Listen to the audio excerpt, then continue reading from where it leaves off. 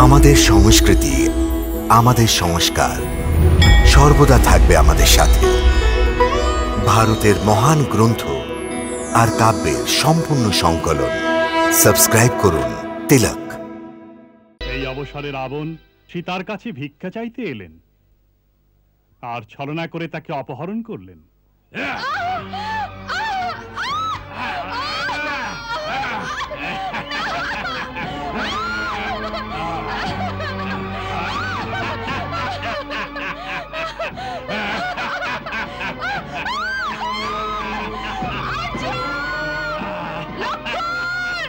রাবণের হাত থেকে কেউ তোমাকে রক্ষা করতে পারবে না।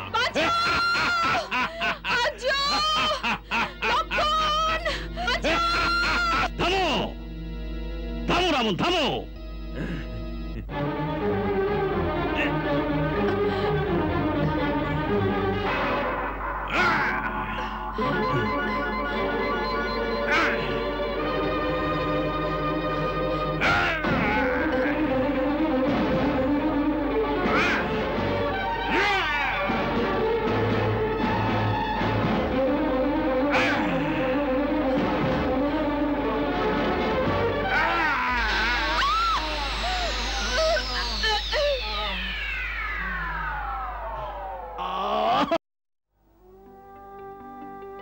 সীতা,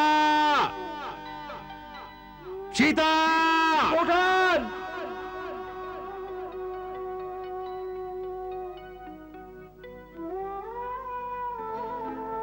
সীতা,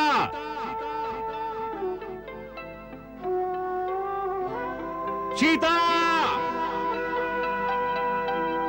সীতা, হেরি সীতা বিহীন আশ্রম নির্জন, রঘুবরের মন হলো চাটন।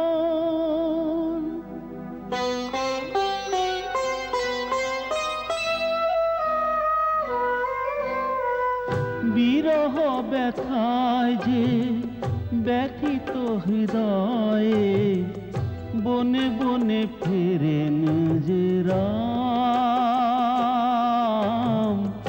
বনে বনে ফেরেন যে রাম। আপন সীতারি প্রাণ প্রিয়ারি অন্বেষণে চলেন রাম। বিরহ ব্যথা যে ব্যথিত হৃদয়ে বনে বনে ফেরেন যে রাম, বনে বনে ফেরেন যে রাম।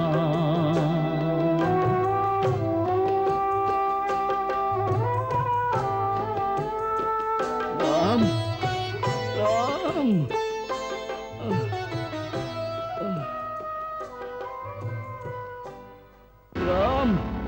রাম। জটায়ু, রাম, রাম, তাতো, রাম, তাতো,